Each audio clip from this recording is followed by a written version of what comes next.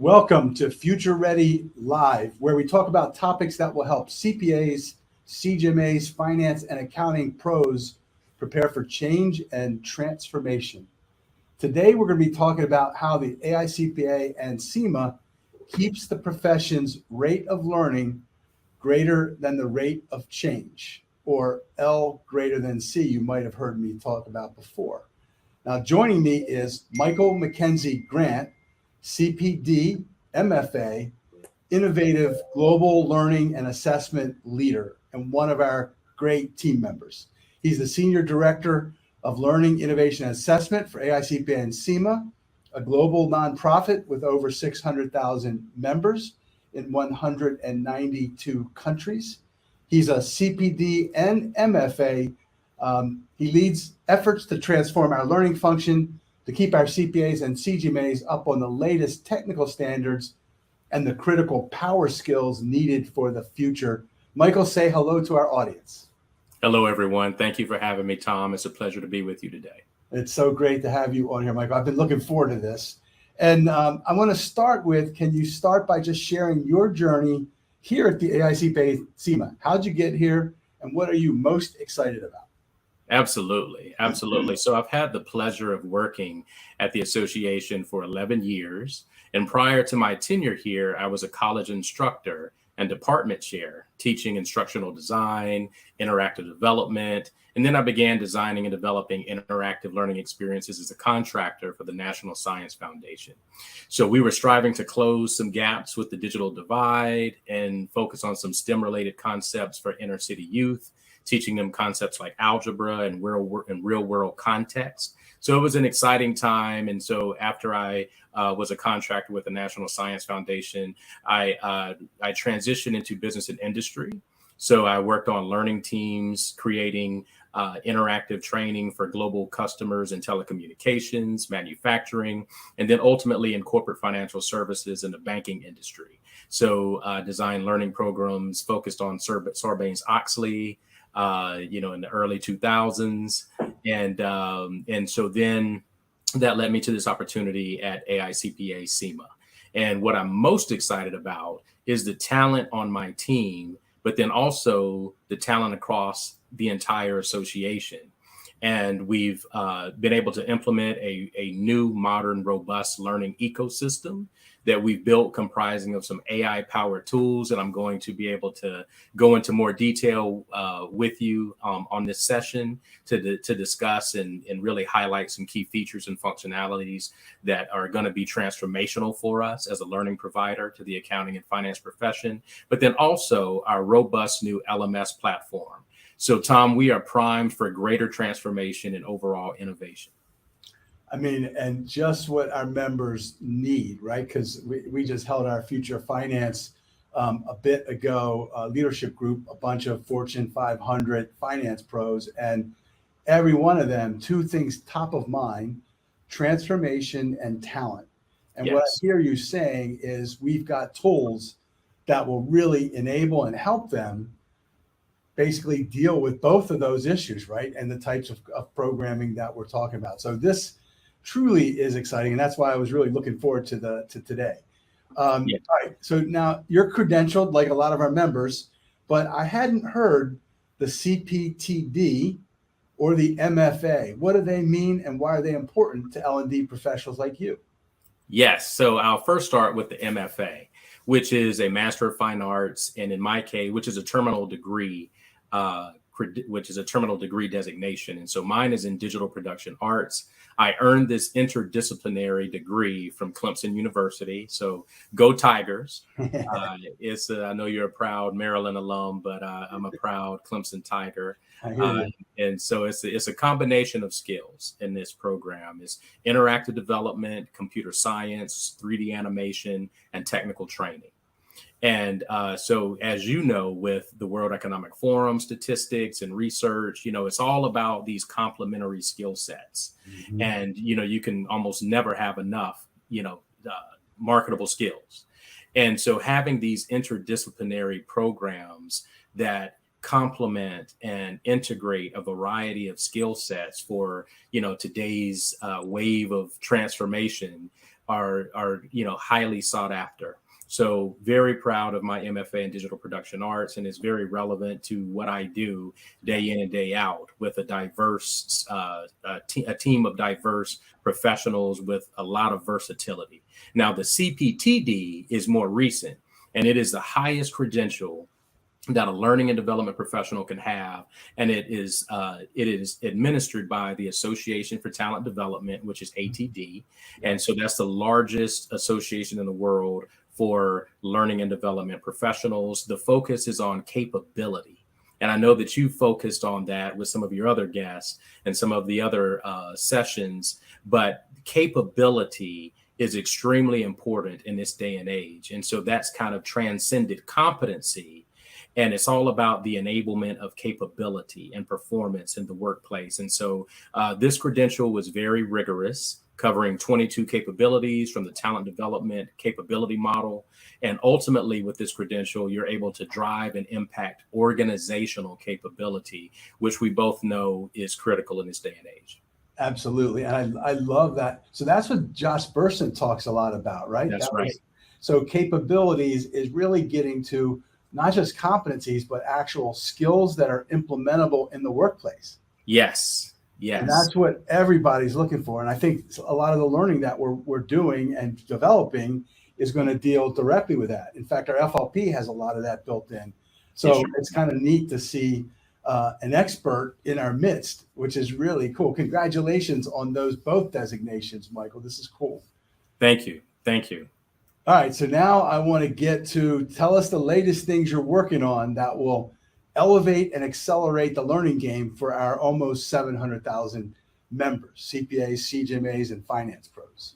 Yeah, it's an exciting time, Tom. So earlier I mentioned the excitement about our enhanced learning ecosystem. And so that is comprised of talent, tools, and technology. So all of those three components are integrated within our smart learning transformation framework. And so that's a transformation framework that I created earlier this year. And so I'd like to spend just a few minutes breaking this acronym down. Yeah. So when you think about smart learning, it's not just, kind of my thoughts on what is, learning that is smart. It's really a comprehensive acronym framework. So the S is for scalability. So modern learning for today's professionals and our global workforce has to be scalable. So when you think about scalability for global audiences, members want to see themselves represented in learning from a diversity and inclusion perspective. So representation matters, right? And so learning that can be localized for their global regions as well. And so, when we think about the point that we're at with AI, we can finally provide that scalability for localization. And as you know, my global team has implemented a game-changing tool that all of the big four firms use as well. And so it's enabling us to integrate digitally diverse avatars that speak over 60 different languages. And I'll tell you, Tom, it's really scaled up our learning production when we're able to use that for certain projects. And it's produced efficiencies that allow us to be over 40% faster speed to market. Wow. And we have a saying in obviously in the DEI movement, right? You can't be it if you can't see it. And That's right. You're living that by we're having different ways of giving people avatars that are kind of in their own area that look and talk like them, right? That's the kind of cool thing about it. Absolutely. Absolutely. So that's the S is scalability. So that's the S in the smart learning transformation framework. The M is for modernized and measurable.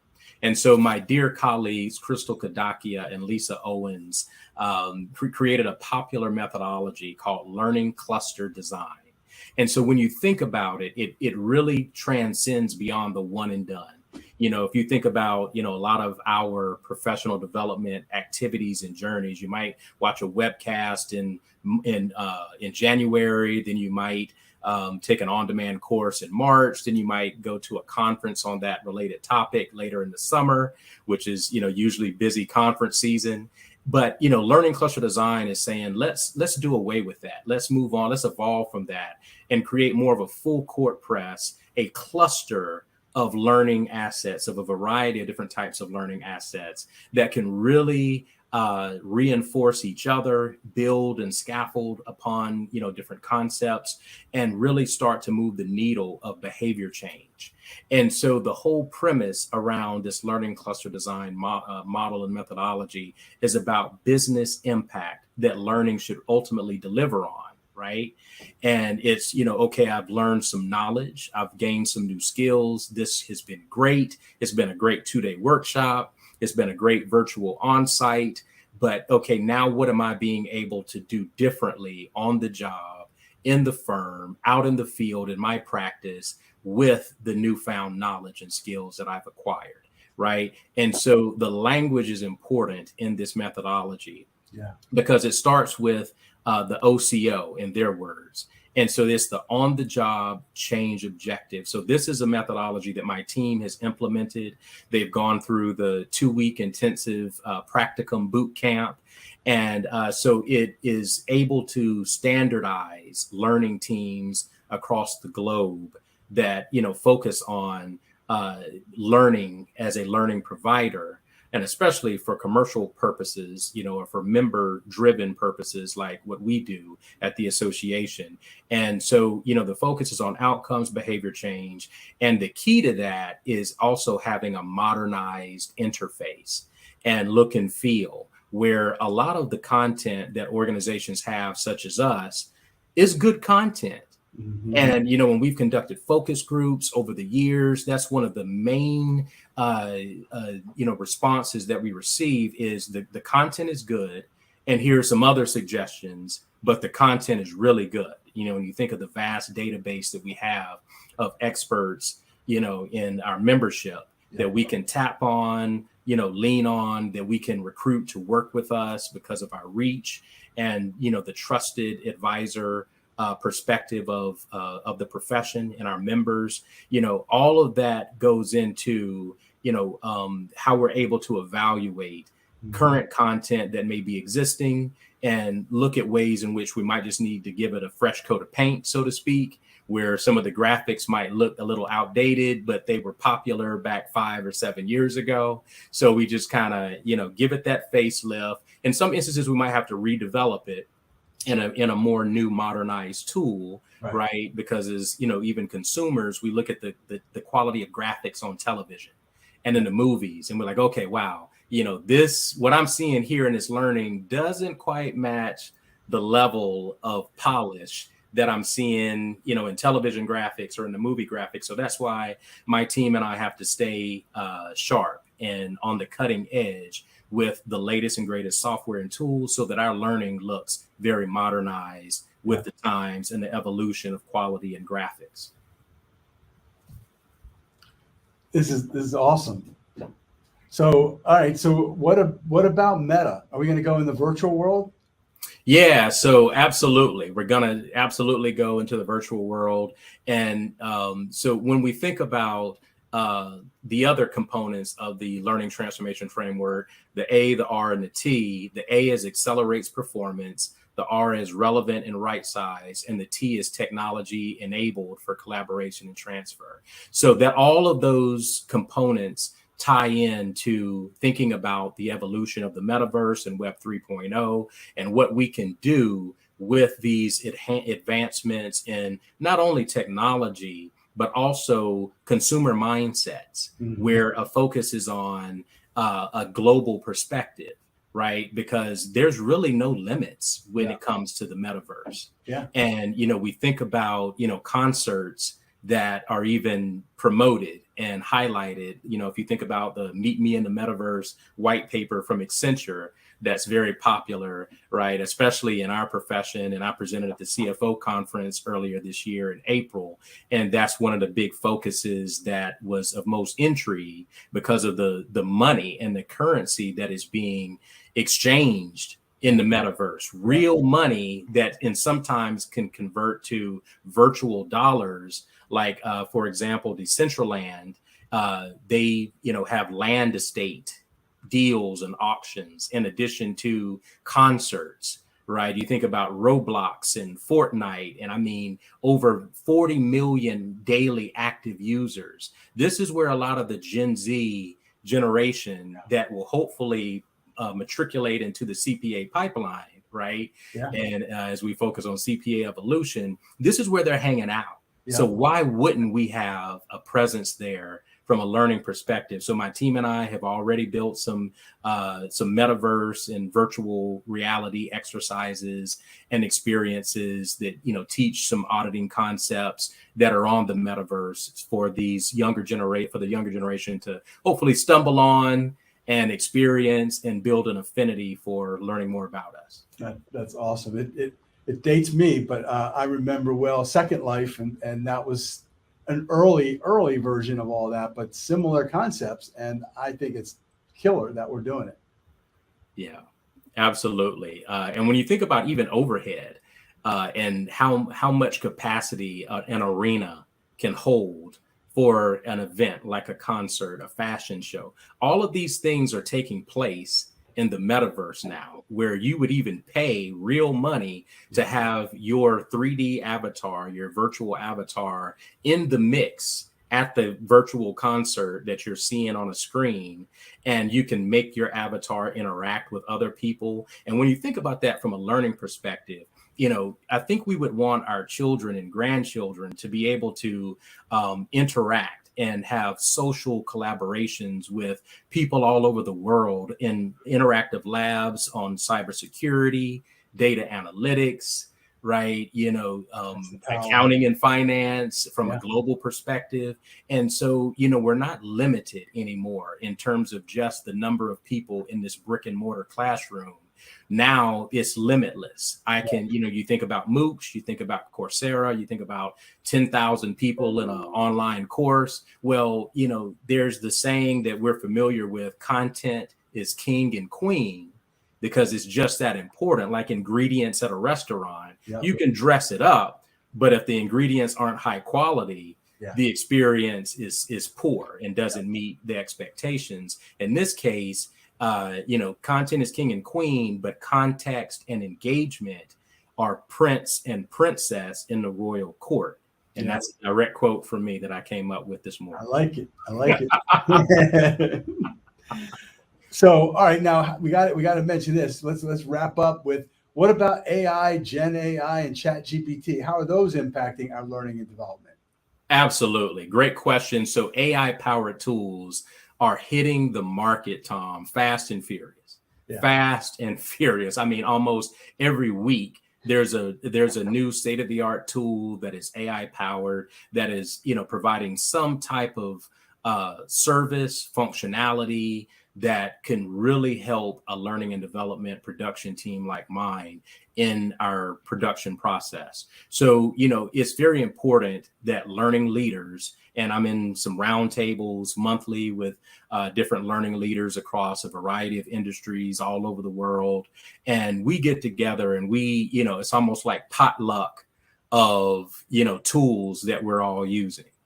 And we've done that, you know, as you know, historically, even with like the top 25 accounting firms and the L&D leaders, right, from those top 25 accounting firms. And we would get together a couple times a year and share best practices and resources. So it's very encouraged and almost essential in this day and age for leaders to have that type of roundtable structure and channel, so that, you know, it's only so much you can be aware of. Right. So it's what have you come across? What are you aware of? What is your team experimenting with in this, you know, quest for innovation? And, you know, let's share it. You know, let's talk about, you know, the best practices. How have our experiments gone? And, you know, one thing that we do and are mindful of on my team is try to sign short-term agreements with these vendors, so that, you know, it gives us that flexibility for if and when something newer and better and more robust comes on the marketplace, you know, we can maybe pivot after a year versus being locked into a 3, 5, 7-year agreement with some of these vendors. And so, you know, when we think about the impact of AI and generative AI and, you know, all of these different AI powered tools on our production process, not only can AI write content, And so we've got controls in place, especially for what we do, as an association and for our members. But, when we think about the ability for these AI powered tools to copy edit, content for grammar and punctuation, and tone of voice, then you think about the assessment questions that are really laborious, for some of our team members that write content and some of our subject matter experts that we engage with to write those assessment questions for us, tracking learning analytics, and then also being able to provide key insights, from what we call blueprinting, which is determining what the objectives and outcomes should be at different learning levels for a basic experience, an intermediate, and advanced. So the list goes on. But when you think about some of the impacts on retention for learning, so, I think that most of the audience will be familiar with the 70-20-10 theory and how 10%, only 10%, I'll preface it that way, of learning is retained from like traditional forms of learning, like you attend a lecture. And the presenter, just kind of talks for 30 minutes, an hour. You're only going to retain about 10% of what he or she says and presents. Then 20% is, retained from, being able to socially engage with peers and colleagues, in different forums, right? But then the 70% is achieved and retained from learning where it's on the job, it's experiential. Yeah. And in our case, one big project that we're working on that, you've been involved with as well is finance business partnering and, creating a dynamic, interactive experience where there's branching, there's emotionally charged storylines, as if you're watching an episode of Law and Order, for example. And it's like, oh, wow, you're on the edge of your seat. And in this case, it's not entertainment based, but it's more edutainment based, and it's relevant. It's the context is there, the emotion, because there's a lot of emotion, as in the guests that you talk with about, this wave of digital transformation that everybody's experiencing. Yep. The angst, the anxiety, do I have the right skills? How do I acquire the right skills? What is the future of work going to look like in 5 years, in 10 years? Where should I steer my children to focus on from a career perspective, right? Yep. And so we want to incorporate those emotions in our learning, right? Everything that we produce can't be emotionally charged, but, what are those topics that could lend themselves to that dramatic emotional flair that really, from the statistics in learning, really boost the retention and make the learning sticky? We're in good hands. I can tell, Michael, this has been amazing time together. We could keep going, I'm sure. But it's cool to see you doing all these things. A couple things. Look out for the upcoming LinkedIn Live series that Michael mentioned called Smart Learning for Today's Workforce, kicking off in October 2023. Is that right, Michael? That's right. Yeah, for those of you watching this, I love these sessions. I've watched many of them.